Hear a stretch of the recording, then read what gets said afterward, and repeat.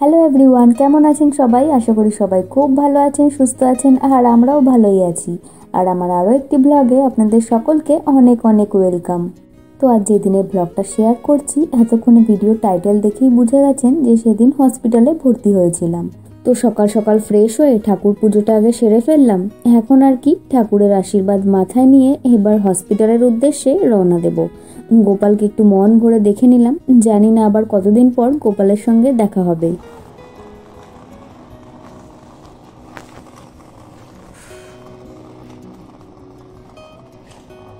তো বাড়ি থেকে সব ব্যাগপত্র নিয়ে বেরিয়ে পড়লাম। ওই যে ও আগে আগে লাগেজটাকে নিয়ে যাচ্ছে আর আমি পেছন পেছন আস্তে আস্তে হেঁটে হেঁটে যাচ্ছি। তো যাচ্ছি বাস স্টপের দিকেই, বাসে করেই যাব। আর আমাদেরকে সকাল 8টার সময় হসপিটালে যেতে বলেছিল, তো এখন 8টা প্রায় বাজতে যায়। আর ওই দিন ঠান্ডাও পড়েছিল মারাত্মক, বাইরে তো 2 থেকে 3 ডিগ্রি টেম্পারেচার ছিল। বাইরে তো এমনিতেই এত ঠান্ডা, তার ওপর মনের মধ্যে একটা বিশাল ভয় কাজ করছিল, কি হবে কি হবে, এটা ভেবেই হাত পা যেন আরও ঠান্ডা হয়ে আসছিল। আবার যখন ভাবছিলাম যে আমরা তো 1-2 দিনের মধ্যেই আমাদের বেবিকে কাছে পেয়ে যাব, তো এটা ভেবেই আলাদাই একটা এক্সাইটমেন্ট হচ্ছিল। তখন আর ভয়টাই কিছু লাগছিল না। তো ফাইনালি সেই দিনটা এসেই গেল। তো চলে এসেছি আমরা বাস স্টপে, আর ঘড়িতে এখন 8টা বাজতে 1 মিনিট বাকি, আর বাস আসবে হচ্ছে 8টা 3-এ। তো 8টার মধ্যে তো আর হসপিটালে পৌঁছানো হবে না, ওই হসপিটালে পৌঁছাতে পৌঁছাতে 8টা 10-15 মতো বাজবে।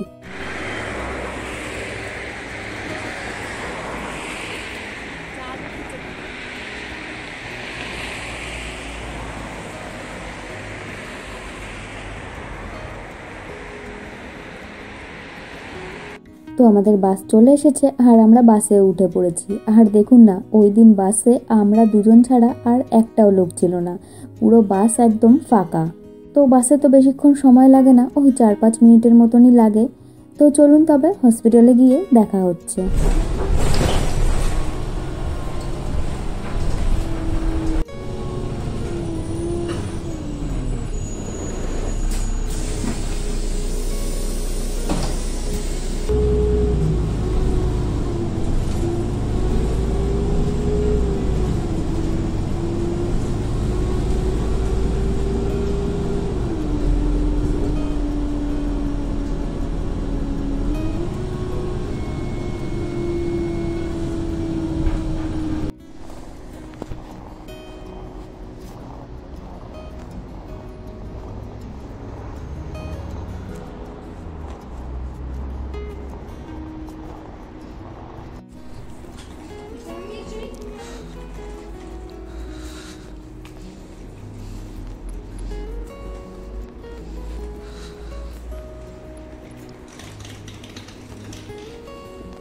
তো ফাইনালি আমরা হসপিটালে চলেই এলাম। আর গিয়েই না প্রথমে আমি একটা বিশাল বড় ভয় পেয়ে গিয়েছিলাম। আশেপাশে তো ডেলিভারি রুম ছিল, তো তখন বোধহয় কারোর ডেলিভারি হচ্ছিল। তো যতই দরজা টরজা বন্ধ থাক না কেন, একটু আধটু চিৎকারের আওয়াজ কানে ভেসেই আসে। তো যার ডেলিভারি হচ্ছিল সে তো বিশাল জোরে জোরে চিৎকার করছিল, আর ওই চিৎকারের আওয়াজ শুনে আমি ওকে বললাম, না চলো না আমরা বাড়ি চলে যাই। তো যাই হোক, আমার সঙ্গেও একই জিনিস ঘটতে চলেছে। প্রকৃতির নিয়ম তো সবাইকেই মেনে নিতে হয়, এইসব ভেবে ভেবে মনে মনে একটু সাহস জোগালাম। তো প্রথমে মিডওয়াইফরা সব চেক করার পর এখন হাতেই চ্যানেল করে দিলেন। তো এখন আমাদেরকে ওয়েট করতে বলা হলো, এখনো অবধি রুমে দেননি। তো কোন রুমে আমরা থাকবো সেই রুম অবধি ওনারাই পৌঁছে দিয়ে আসবেন আমাদের। এখন আর কি এখানে বসে বসে ওয়েট করছি। আর ও গেছে ব্রেকফাস্ট আনতে। বাড়ি থেকে তো সকাল সকাল বেরিয়েছি, তাই ব্রেকফাস্ট করে আর বেরোনো হয়নি। তাই ভাবলাম এখানে এসেই কিছু কিনে খেয়ে নেওয়া যাবে। তো বসে বসে জানলা দিয়ে এখন এই বাইরের ভিউটা দেখছি। হসপিটালের পেছন দিকটা পাহাড়ি এলাকা, তো দূরে ওই পাহাড়গুলো দেখতে কিন্তু বেশ ভালো লাগছে। তো ওখানে বসে বসে ব্রেকফাস্টটা সেরে নিলাম। আর এরপর আরও কিছুক্ষণ ওয়েট করার পর এখন মিডওয়াইফ আমাদেরকে আমাদের রুম অবধি ছেড়ে দিয়ে গেলেন। এই যে আমরা রুমে চলে এসেছি, আর আগামী কয়েকটা দিন আমাদেরকে এই রুমেই থাকতে হবে। এটা লেবার রুম নয়, লেবার রুম আলাদা রয়েছে, এটা হচ্ছে আমাদের থাকার রুম। মোটামুটি 4-5 দিন তো এখানে থাকতেই হবে। আর আমাদের এখানে যে আত্মীয় রয়েছে, মানে আমার যা, তো ওর মুখ থেকেই শুনেছি যে ওর যখন মেয়ে হয়েছিল ও হসপিটালে তখন 5 দিন না 6 দিন মতো ছিল। তো আমিও সেরকম প্রস্তুতি নিয়েই এসেছি। আর মিডওয়াইফ আমাদেরকে রুমে দিয়ে আমাকে ভালো করে বুঝিয়ে দিয়ে গেল, যেহেতু আমার এখনও কোনো রকম লেবার পেইন বা কন্ট্রাকশন কিছু স্টার্ট হয়নি। তো আমি যদি এরকম কিছু ফিল করি যে আমার পেন হচ্ছে বা ব্লিডিং হচ্ছে, তো সাথে সাথে যেন ওনাদেরকে কল করি। কল বলতে কি, মানে এখানে বিভিন্ন রকমের বাটন আছে, ওই বাটনগুলো প্রেস করলেই ওনারা রুমে এসে হাজির হয়ে যাবেন। তো আমাকে রুমে দিয়ে ও আবার একটু বেরোলো, গেল হচ্ছে দুপুরে খাবার আনতে। আমাকে তো এখান থেকে লাঞ্চ দেওয়া হবে, তো ও নিজের খাবার আনতে গেল। তো আমি আবার বলেছি যে আমার জন্য আজকের দিনটা না হয় বাইরে থেকে খাবার নিয়ে আসতে, কেন হসপিটাল থেকে কি খাবার দেবে না দেবে আর এনাদের খাবার দাবার কেমন হবে। তো আজকের দিনটা দেখি, কালকে থেকে না হয় এখান থেকেই আমি খেয়ে নেব। তো এখন আর কি এই একা একা বসে আছি আর একটুখানি ভাবলাম ভিডিও করি। তো এইসব করতে করতেই দুপুর 12টা বেজে গেছে এরই মধ্যে, আর এনারা দুপুরের লাঞ্চ 12টার মধ্যেই দিয়ে দেন। তো ওই যে বলতে বলতে লাঞ্চে চলে এসেছে।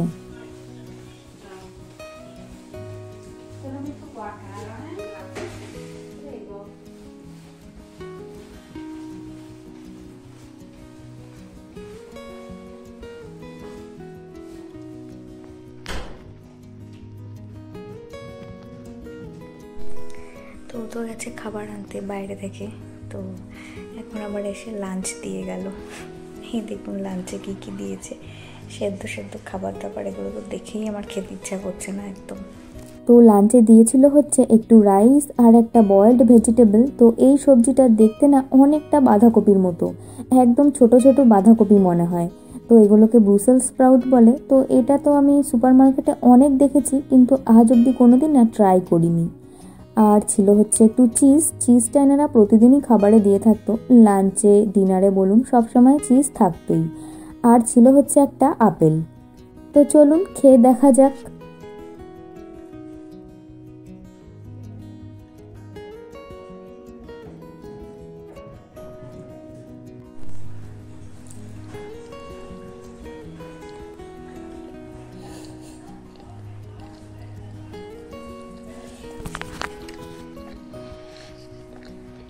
কি এটার মধ্যে কিচ্ছু নেই, না আছে নুন, না আছে কোনো মশলা, যদিও এরা কোনো মশলা খায় না। তা যাই হোক, একটু তো গোলমরিচ তো দেবে।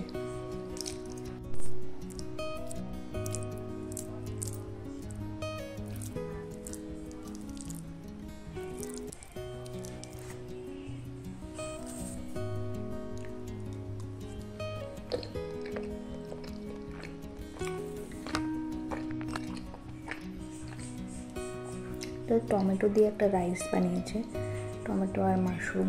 তো মোটামুটি একটু টক টক টক টক খেতে। দেখি না, এসব খাবার আর বেশি খাওয়া যাবে না, আমার জন্য বাইরে থেকে খাবার আসছে ভালো ভালো, সেটাই খাবো।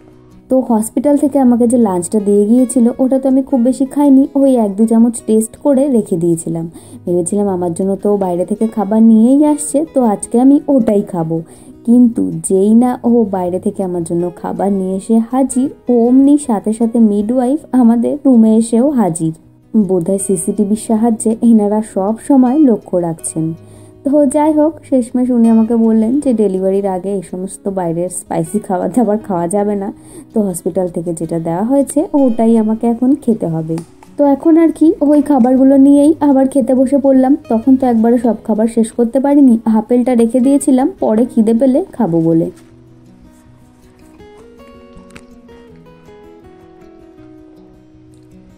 এখন 3:30 মতো বাজে। তো আজকে খাওয়ার ঘুম ছাড়া ঘুম তো হবে না, খেয়েই যাই শুধু একটু পরপর। তো লাঞ্চের পর রুমেই ছিলাম, কোথাও আর যাইনি। তারপর বিকেলের দিকে একটু হাঁটাহাঁটি করতে বেরোলাম। আর এখানে বেশ সুন্দর বসার জায়গাও রয়েছে, তো আমরা প্রায় প্রতিদিনই এখানে এসে বসতাম। আর এখানে চা কফি সবই রাখা রয়েছে, তো যে যেটা ইচ্ছা খেতে পারে। তো আমি আর কিছু খাইনি। তো ওখানে বসে বেশ কিছুক্ষণ সময় কাটালাম, আর তারপরই রাতের ডিনার চলে এলো। তো এনারা সন্ধ্যে 7টার মধ্যে ডিনারটা দিয়ে থাকেন। তো আমি ওকে বললাম একটু যাও না, গিয়ে দেখো না আবার কি সেদ্ধ সেদ্ধ খাবার এসেছে। তো ও গিয়ে দেখে এসে বলল যে হ্যাঁ, আবারও সেদ্ধ খাবার এসেছে, আর তোমাকে সেদ্ধ খাবারই খেতে হবে। তো এবার নাকি চিকেন সেদ্ধ এসেছে। তো দাঁড়ান, এই যে আমাদের খাবার এসে হাজির, দাঁড়ান দেখাচ্ছি ডিনারে কি কি ছিল।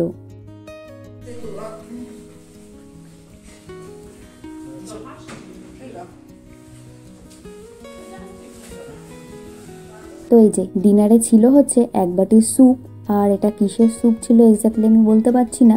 তো দেখলে মনে হবে যে সাবুদানা, কিন্তু এটা একদমই সাবুদানা নয়।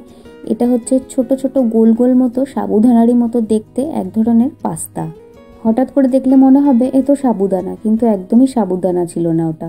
আমিও প্রথমে ভেবেছিলাম হয়তো সাবুদানা দিয়েছে, কিন্তু দেখলাম না, এটা অন্য কিছু। আর ছিল হচ্ছে একটা বয়েলড ভেজিটেবল আর বয়েলড চিকেন। আর ফল তো একটা থাকবেই, তো ফলের মধ্যে দিয়েছিল হচ্ছে আপেল, মাঝে মধ্যে আবার অরেঞ্জও দিত। আর যে সবজি সেদ্ধটা দিয়েছিল ওই সবজিটার নাম হচ্ছে ফিনক্কি, মানে ওই মৌরি গাছের যে গোড়াটা হয় সেটা। তো ওটা খেতে ভালোই ছিল, কেননা ওটা আমরা বাড়িতে মাঝে মধ্যে স্যালাডে খেয়ে থাকি। তো তখন তো আমরা কাঁচা কাঁচাই খাই স্যালাডে, আর এটা বয়েলড করে দিয়েছে, তো অতটা খারাপ লাগেনি, ভালোই লেগেছিল। আর স্যুপের টেস্টটাও ভালোই ছিল। ও হ্যাঁ, লাঞ্চ হোক বা ডিনার, এক প্যাকেট করে চিজ তো থাকতোই, কেননা ইটালিতে সবাই চিজ খেতে অনেক পছন্দ করে থাকেন। তাই তো লাঞ্চে ডিনারে সবেতেই বিভিন্ন রকমের চিজ দিয়ে থাকতেন। তো ওই স্যুপের মধ্যে চিজটা দিয়ে খাওয়াতে টেস্টটা বেশ ভালোই লাগছিল। কিন্তু এই চিকেনটা তো এমনিই সেদ্ধ করা ছিল, নুন টুন ছাড়া। তো আমি কি করেছি, ওকে বললাম চিকেনগুলো কুচি কুচি করে কেটে স্যুপের মধ্যে দিয়ে দিতে, তাহলে অন্তত নোনতা নোনতা লাগবে, তো অতটা খারাপ লাগবে না খেতে। তো আর কি, সারাদিন ধরে শুধু টাইমলি খেয়েই গেলাম, মনে হচ্ছে হসপিটালে না কোথাও ঘুরতে এসেছি। এরপর ডিনার টিনার সেরে আমরা গেলাম লেবার রুমে, আর তারপরই আমার ইন্ডাকশান শুরু করা হলো। যেহেতু আমার তখনও কোনো লেবার পেইন বা কন্ট্রাকশন কিছু স্টার্ট হয়নি, তো লেবার পেইনটাকে ইনডিউস করার জন্য ইন্ডাকশান করা হয়ে থাকে। তো ওই দিন একবারই ইন্ডাকশান করা হয়েছিল। মিডওয়াইফ আমাদের জিজ্ঞাসা করেছিলেন যে আজকে আমরা আর করতে চাই কি না, নয়তো পরের দিন থেকে আবার স্টার্ট করবে। তো আমরাই বলেছিলাম কালকে সকাল থেকেই না হয় আবার স্টার্ট করা যাবে। তো 1 ঘন্টা ইন্ডাকশান করার পর আমরা রুমে চলে এলাম, আর ও বাড়িতে আসবে বলে বেরিয়ে পড়লো। কেননা আমাদের মনে হয়েছিল যে আজকে হয়তো আর ডেলিভারি হবে না, তো আজকের দিনটা ও বাড়িতেই থাকুক, কালকে না হয় আমার সঙ্গে এখানেই থাকবে। আর ও বাড়িতে চলে আসার পর আমার হালকা হালকা পেইনও শুরু হয়ে গিয়েছিল, আর ধীরে ধীরে সেটা বাড়তে শুরু করেছিল। তো যাই হোক, এই ব্লগটা এই অবধি, দেখা হচ্ছে পরের ব্লগে, টাটা।